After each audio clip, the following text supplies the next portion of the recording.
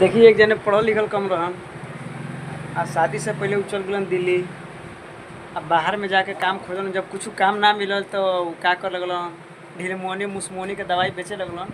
आ जब शादीशुदा उनको सेट करे के भइल तो बाबू माई कहलन लइका बाहर रहला का करला भाई, तो लइका सुपरवाइजर कपड़ा लाइन के सुपरवाइजर हो। तो अगुआ लोग अइलन ना ठीक बा कपड़ा लाइन के सुपरवाइजर, पूछल गेल ओकरा के बुलावल तो कहत हम स्पोर्ट लाइन के सुपरवाइजर जौना में कपड़ा टी शर्ट शर्ट जैकेट सब बनेला। ठीक बा भाई, लइका पढ़ल लिखल बा। सुबह शादी बियाह हो गई। तो जब शादी बियाह भइल, जब लड़की गई नैहर तो ओकरा पता लागल, कहता कि कहली कि चलो हमरो लिया के बाहर। और जब पता लागल कि लो बाहर लिया गई तो लगता कि कुछ काम ना करे।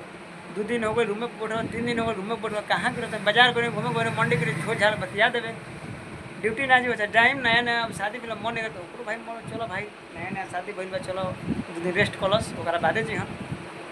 एक दिन के बाद भइल बोरा में ढेर सारे मूस के दवाई ढील के दवाई लेके पूरा अपन जब निकल कि कहाँ जाता तो कहता आवत पड़ोस वाला कह दे के आवत। एक दिन 2 दिन 4 दिन पता चलल ओकरा, माई भी फोन लगैलस। अभी का कहती है कि कोमे हो बुद्धि इनकर कोमे हो एज रे, काहे के शादी कोइलो दे के दहेज रे।